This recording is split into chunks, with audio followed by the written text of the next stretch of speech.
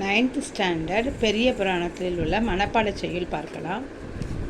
காடெல்லாம் கலைக்கரும்பு, காவெல்லாம் குலைக்கரும்பு, மாடெல்லாம் கருங்குவளை, வயலெல்லாம் நெருங்குவளை, கோடெல்லாம் மட அன்னம், குளமெல்லாம் கடல் அன்ன, நாடெல்லாம் நீர்நாடு, தனை ஒவ்வா நலமெல்லாம்.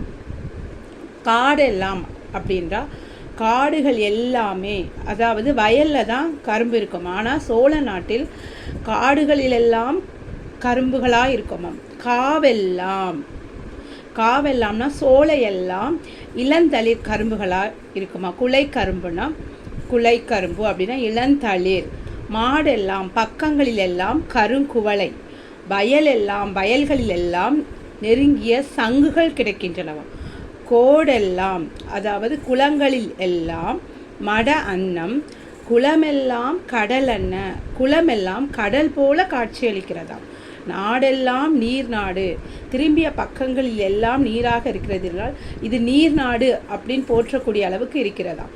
தனை ஒவ்வா நலமெல்லாம், இத்தகைய சிறப்பு பெற்ற இந்த சோழ நாட்டுக்கு வேறு எந்த நாடும் ஈடாகுமோ அப்படிங்கிறது தான் இந்த பாடலோட பொருள்.